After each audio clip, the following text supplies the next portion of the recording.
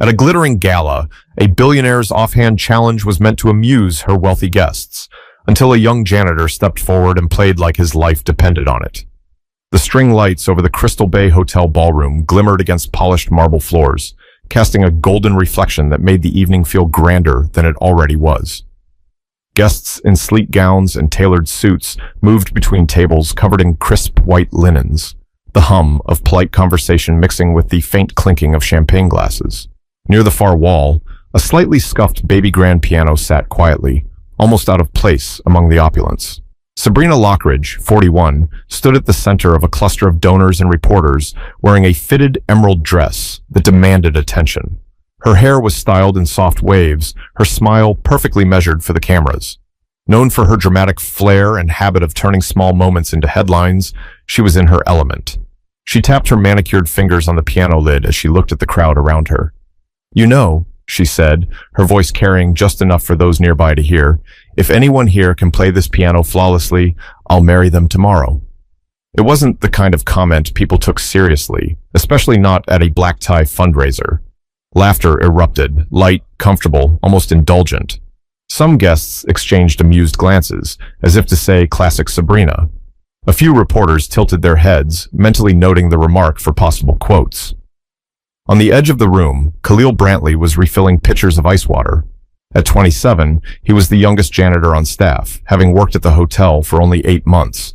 His posture was easy, almost unnoticeable, as he moved from table to table. But when he heard Sabrina's words, he paused mid-step. He set the pitcher down, walked toward the piano, and spoke just loud enough for the immediate circle to hear. "Do you mean that?" The question cut through the laughter. Heads turned. Sabrina glanced at him, surprised, not by his question, but by who was asking it. She knew his face in the way people know those who work in the background, familiar but unnamed. "I suppose I do," she replied, tilting her head with a smirk. "Why, are you planning to audition?" A ripple of amusement passed through the group.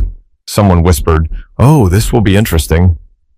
Another donor chuckled under their breath, clearly expecting a short-lived spectacle. Khalil didn't smile back.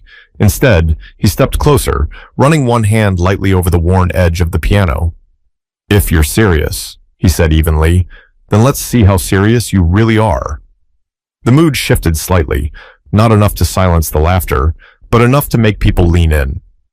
A reporter raised their phone. One of the hotel managers moved closer, possibly to intervene if things got awkward. Sabrina, enjoying the sudden attention, gestured toward the bench. "By all means," she said.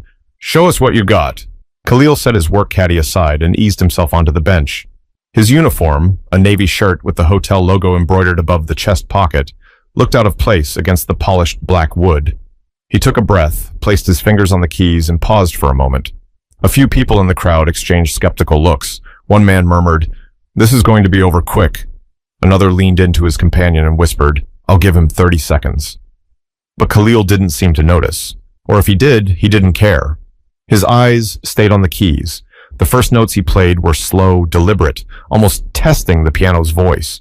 The tone wasn't perfect, but he adjusted instinctively, his touch careful yet assured. Within seconds, the melody began to shift. His fingers moved faster, each note linking to the next, with an ease that didn't match his job title or his work uniform. Conversations stopped mid-sentence. The laughter faded completely.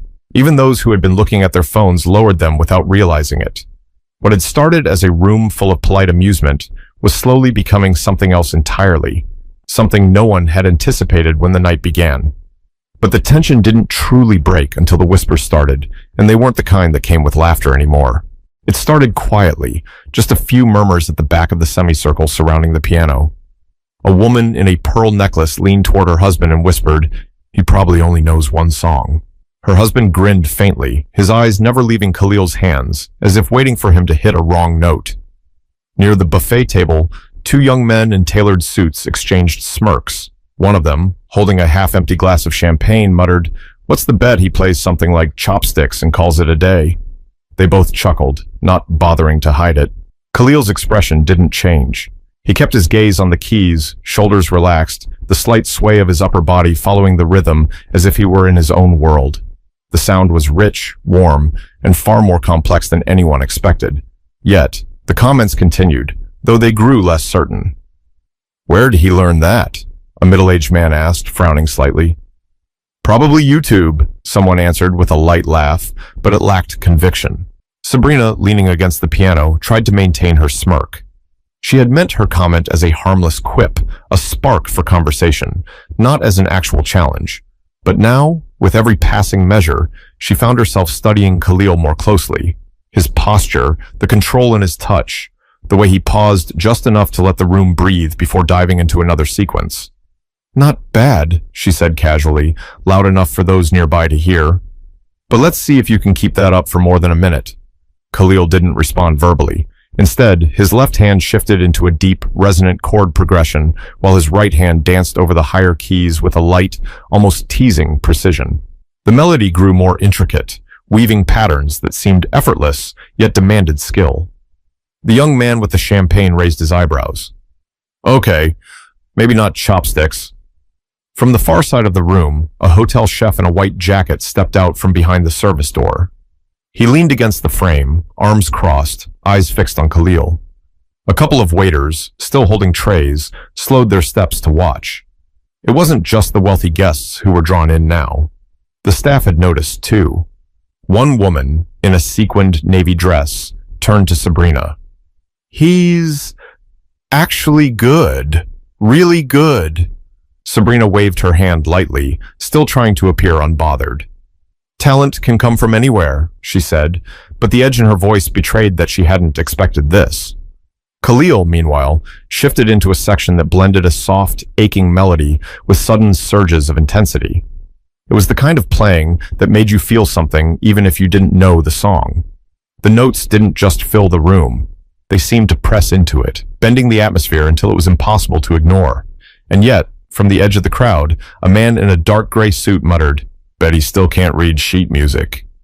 The remark was low, but Khalil heard it. He didn't look up, didn't break tempo, but his right hand climbed higher into the keys, striking a clear, ringing note before spiraling back into the melody. A woman in the front row, arms folded, tilted her head. "Where did you learn to play like that?" she asked. Khalil finally spoke, his voice even. "Not here." The answer drew a few chuckles, but not mocking ones this time.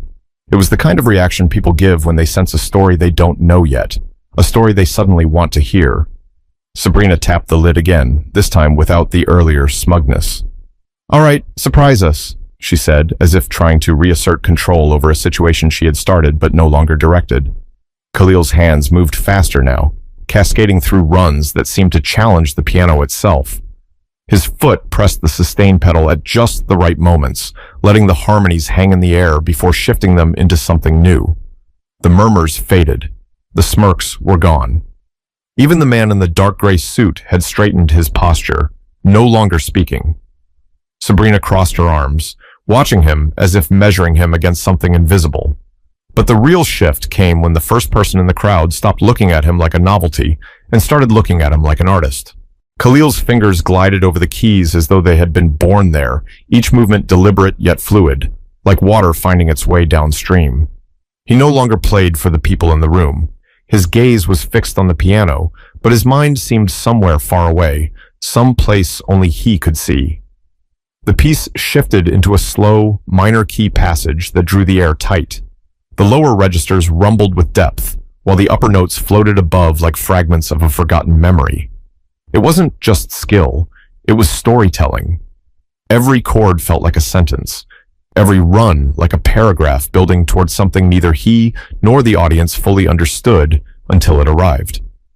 Guests who had been standing casually now leaned forward slightly. A woman in a crimson dress clasped her hands in front of her, her diamond bracelet catching the light as she listened. Even the waitstaff in the back of the room had stopped moving trays and stood still, eyes fixed on the piano. Then, without warning, Khalil pivoted. His right hand sprang into a rapid flurry of notes, each one sharp and clean, while his left hand countered with deep, rolling bass lines that felt almost like thunder. The contrast was electric. Light against dark, soft against strong. Sabrina felt her breath catch, though she wouldn't admit it. She had been around money, power, and influence all her life, but moments that felt this raw, this unfiltered, were rare. She could feel the shift in the room, and it made her pulse quicken. From behind the crowd, someone whispered, That's Rachmaninoff. Another replied, no, listen closely. He's mixing it with something else. That's his own. Khalil's eyes closed for just a second as his fingers moved faster, the melody bending and twisting as if testing its own limits. The audience couldn't tell if they were listening to a classical piece they should recognize or something entirely new. All they knew was that it was pulling them in. Midway through, his left hand hit a series of chords that rang so powerfully the room seemed to vibrate. The sustain pedal caught the resonance, and for a moment, it felt like the music wasn't just in the air. It was in the floor beneath their feet. Sabrina shifted her stance, crossing one ankle over the other, and whispered to the woman beside her, I didn't think he'd be this good. The woman only nodded, her eyes still locked on Khalil. He transitioned again, softening into a gentle, almost lullaby-like tune. It was intimate, fragile even, like something you might hear through a door late at night. It made the space between notes feel as important as the notes themselves. People held their breath without realizing it, afraid that even the smallest sound might break whatever was happening. Then, with a subtle lift of his hands, Khalil brought the piece back to life. The melody climbed higher and higher, the chords underneath growing more insistent, more urgent. It was as if he were racing towards something only he could see. In the front row, a man in his 60s lowered his phone. He had been recording since Khalil began, but now, for the first time, he just wanted to listen without a screen between them. Khalil's final sequence was nothing short of staggering, right hand spinning out rapid arpeggios, left hand hammering a counter rhythm that felt like the heartbeat of the piece itself. His shoulders moved with the motion, but never sloppily. Every ounce of him was in control. When the last note came, it didn't just stop. It lingered in the air for a moment, the piano's natural resonance holding on before finally releasing. Khalil's hands rested on the keys, his head slightly bowed, as if giving the moment a chance to breathe before anyone dared to speak. There was no polite applause this time. The room erupted, cheers, whistles, clapping that went on longer than any toast of the night. Some guests stood without thinking. Others simply stared at him as if they weren't sure what they had just witnessed. Sabrina clapped along, but her mind was already spinning. She had issued a challenge, expecting a laugh and a quick end. Instead, she had just watched a janitor command a room full of millionaires and leave them stunned. She stepped forward, her voice softer now. That wasn't what I expected, she said, her eyes scanning his face for something she couldn't name. Khalil finally looked at her, his expression calm. Most things worth remembering aren't, he replied. A murmur of approval passed through the crowd, not loud, but genuine. But the real conversation was only just beginning, and it wasn't going to stay inside this ballroom for long. The applause didn't fade so much as it was interrupted by conversations breaking out in every corner of the room. People leaned toward each other, voices low but animated, as if they'd just witnessed something they weren't quite sure how to process. Sabrina stayed near the piano, still trying to read Khalil. She had built a career and a public persona around controlling the narrative. Yet now, she could feel the story slipping out of her hands and into his. A woman in her 50s, wearing a silver wrap over her gown, approached the piano. "Young man," she said, smiling warmly, "where did you learn to play like that?" Khalil rested his hands in his lap. "At home," he said simply. "Old upright my mom bought for $50 from a church down the street. Keys were chipped. A couple didn't work, but it was enough to teach myself." The woman's smile softened. "Well, it worked." From the side, a man in a tuxedo interjected with a tone that was half curious, half dismissive. "So no formal training, no conservatory, just, figured it out?" Khalil glanced at him briefly. "Figuring it out is the training," he said. The comment drew a small laugh from someone in the back, and even Sabrina cracked a smile at that. Then came the hotel's general manager, an older man with salt and pepper hair, who placed a hand on Khalil's shoulder. "You've been working here how long?" 8 months, Khalil replied. "And you've been hiding this the whole time?" "I wasn't hiding anything," Khalil said, his voice steady. "No one ever asked." That answer landed heavier than expected. Several people shifted uncomfortably, as if they'd just been reminded of something they didn't want to acknowledge. Sabrina tilted her head. "You know, I think you've just made me break my own rule." "What rule?" Khalil asked. "Never be upstaged at my own event." There was laughter at that, but it was good-natured now. The smirks and whispered jokes had vanished, replaced with something closer to respect, or at least curiosity. A reporter from the Charlotte Observer stepped forward, her phone held out. "Khalil, can I get a quick video of you saying your name and where you're from? This is going to get a lot of attention." Khalil hesitated. "I'd rather the video speak for itself." The reporter seemed taken aback, but nodded and stepped back. From behind the crowd, a voice called out, "Play another one." Several others echoed it, and for a moment it seemed like he might, but Khalil shook his head gently. One was enough. Sabrina studied him for another beat before saying, "Then I suppose you'll be leaving everyone here wondering." He stood from the bench and people instinctively parted to let him through. A few guests reached out to shake his hand. Others offered compliments, some sincere, some more performative, but Khalil accepted them all with the same calm nod. Sabrina watched him cross the ballroom toward the service hallway. For a woman used to commanding a room, it was rare to see someone else take that authority without even trying. She couldn't tell if it irritated her or impressed her. Near the doorway, a young waiter caught up to Khalil. "Man, I didn't even know you played. That was insane." Khalil smiled faintly. "It's just something I've always done." "Something?" That sounded like a whole life's work. Khalil didn't answer right away. He adjusted the strap on his cleaning caddy and said, "Maybe it is." Then he disappeared into the hallway, the heavy door swinging shut behind him. Back at the piano, Sabrina rested her hand on the lid. The room was still buzzing, guests talking about him, the performance, and inevitably, the fact that the person who had just stolen the night was the hotel janitor. She knew the clip would be online before she even got home. A man beside her leaned in. "You realize this is going viral, right?" "I'd be surprised if it isn't already," she replied. But what none of them knew yet was that the conversation outside these walls was going to grow much louder than anything said inside them. By the time Sabrina's driver pulled up to drop her at her high-rise apartment, her phone was already vibrating non-stop. Texts from colleagues, notifications from social media, and 2 missed calls from her publicist filled the screen. One of the first messages read, "Is this your gala? The piano guy?" It came with a link to a video already posted on Twitter. The clip was raw, shaky, clearly taken from a guest's phone, but it captured everything. The moment Khalil sat down, the skeptical chuckles, the way the room fell silent, and then the roaring applause. In less than 3 hours, it had racked up over 300,000 views. By morning, it would be in the millions. On Instagram, the hashtags were multiplying. #PianoJanitor, #HiddenGenius, Khalil Brantley. Some posts praised him as a prodigy who proved that real talent doesn't need a stage to be found. Others were sharper, turning the spotlight on the way the guests had initially treated him. A popular TikTok creator had already stitched the clip with commentary. "You can see the moment the rich people realize they underestimated him."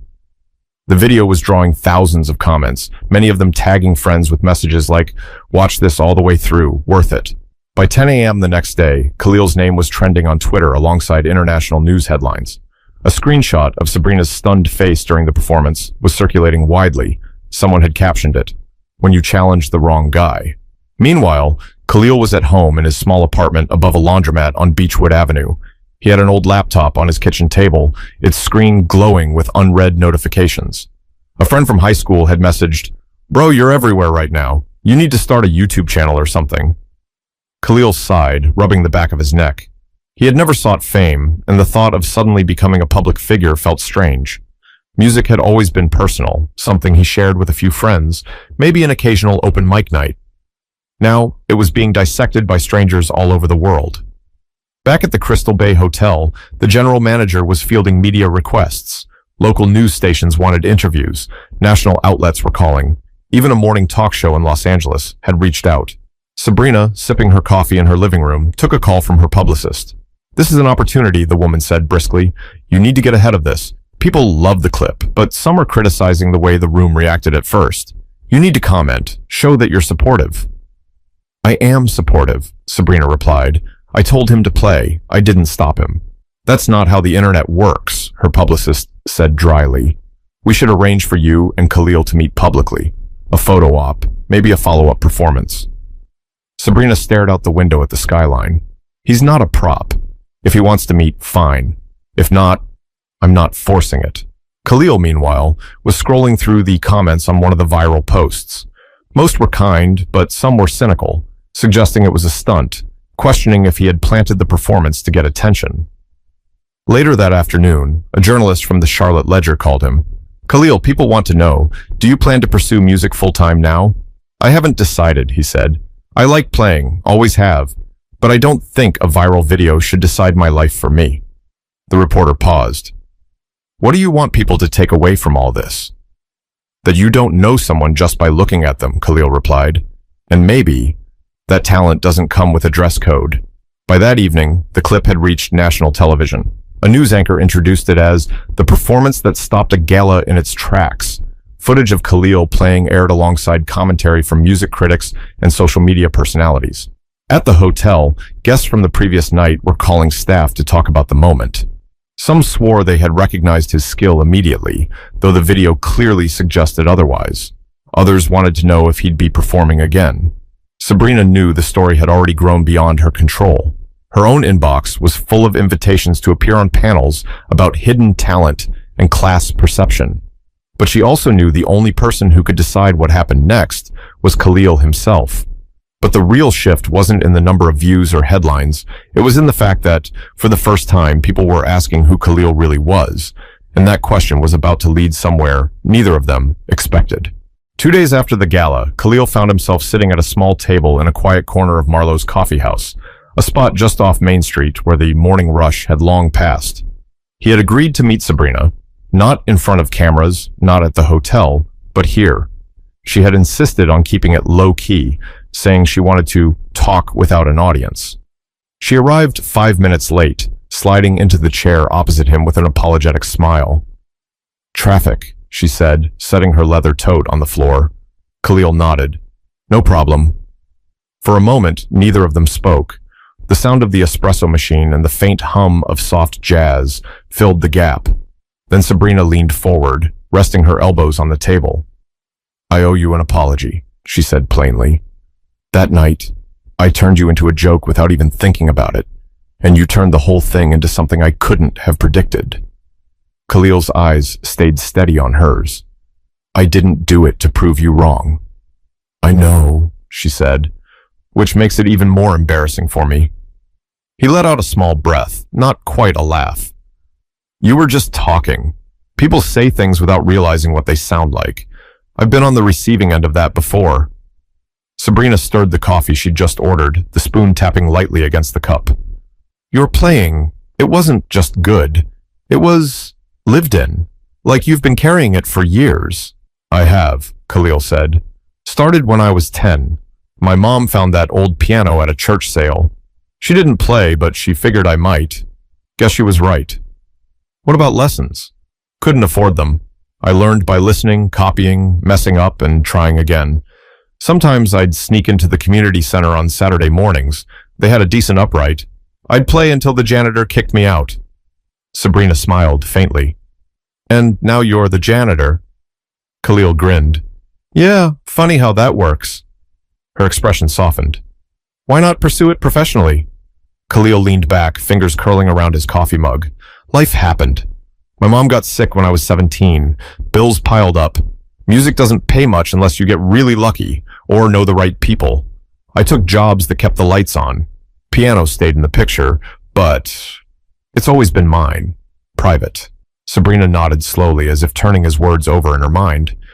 "The thing is, that performance, it meant something to people. I've had messages from strangers saying it reminded them of their dad, their childhood, their own dreams they'd let go of." He looked out the window at the street. "That's nice, but I don't want this to turn into some viral charity case. I'm not looking for someone to save me." "I'm not offering to save you," she said. "I'm asking if you want a stage, the kind you deserve." Khalil's gaze returned to her. "And if I don't, then nothing changes," she said with a shrug. "You keep playing when you want, where you want, but you've got an opening right now most people never get. If you say yes, I can put you in front of audiences who will actually listen." He didn't answer right away. His mind drifted back to his mother, to the old chipped piano in their living room, to the way she used to hum along while folding laundry. She'd tell him, "You're telling stories without words." She would have wanted him to share those stories. Still, He wasn't sure if that meant letting the world in. Sabrina seemed to read his hesitation. I'm not going to push. But think about this. Your music already spoke for you in a room full of people who weren't listening. Imagine what it could do for people who are. Khalil set his cup down. I'll think about it. They talked a little longer, not just about the gala, but about her foundation, his work at the hotel, and the strange way life sometimes handed you a spotlight when you weren't asking for one. When they finally stood to leave, Sabrina reached out her hand. Whatever you decide, you've got my respect. That's not something I give lightly. Khalil shook her hand. I'll keep that in mind. But what neither of them realized was that the decision he was wrestling with would be made for him sooner than he thought, because the world wasn't done knocking at his door. 3 days later, Khalil was back at the Crystal Bay Hotel, pushing his cleaning cart through the banquet hallway when the hotel's front desk clerk hurried toward him. You've got a visitor, she said, slightly out of breath. I'm working, Khalil replied, but she shook her head. This one's not leaving until you talk to her. When he stepped into the lobby, a woman in her late 30s, wearing a faded denim jacket and carrying a toddler on her hip, turned to face him. Her eyes lit up. You don't know me, she began, but I saw your video.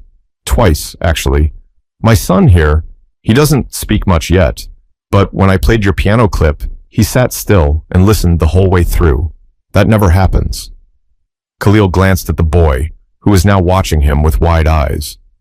That's nice to hear. The woman's voice trembled. It's more than nice. My husband passed last year and we've been adjusting. That music, it was the first time in months my home felt peaceful. I just wanted to say thank you. I know you didn't do it for us, but it mattered. He stood there for a moment, not sure what to say. Finally, he offered a quiet, I'm glad it found you when you needed it. After she left, Khalil wheeled his cart back toward the service hallway, but something had shifted. Until then, the viral video had felt like something happening to him. Now it felt like something he might actually have a say in. That evening, he called Sabrina. If the offer's still on the table, he said, I'll take the stage. 2 weeks later, they stood together backstage at the Uptown Theater in Dallas. Sabrina had arranged for him to perform as the featured act at her foundation's national benefit concert. The audience was a mix of donors, local families, and a few reporters eager to see if the piano janitor could live up to the hype. Khalil paced lightly, his palms warm. Feels different than the gala, he said. Because this time, they came for you, Sabrina replied. When his name was announced, he stepped into the spotlight, greeted by applause that was already warmer than the polite clapping he'd faced at the hotel. He sat at the gleaming Steinway on stage, took a breath, and began to play. The first piece was his own composition, a blend of gospel warmth and classical precision, with melodies that swelled like ocean tides. The theater grew silent, the kind of silence that's heavy with attention. When the final note faded, the applause was immediate and full. Between pieces, he spoke briefly to the audience. Most people will only ever know you from what they can see in a few seconds. That's not the whole story. It never is. We all carry something bigger inside us. Sometimes you just need the right moment to let it out. He played for nearly 40 minutes, ending with the same piece from the gala. This time, the reaction was even louder, standing ovation and all. In the wings, Sabrina was clapping, a genuine smile on her face. Afterward, as guests mingled in the lobby, people approached him not just to compliment the music, but to share their own stories, of instruments left in attics, of dreams set aside for practical reasons, of talents they'd stopped believing were worth anything. By the end of the night, Khalil realized the music had become more than his private refuge. It was now a bridge between himself and people he'd never met. Outside the theater, Sabrina caught up to him. You know, you could make this a career if you wanted. Maybe, Khalil said, but even if I don't, I've learned something. What's that?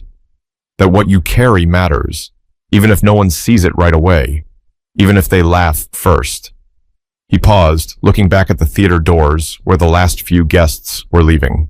Sometimes the right moment comes when you're not asking for it, but you'd better be ready when it does. Sabrina nodded. Then I guess the rest is up to you. Khalil smiled.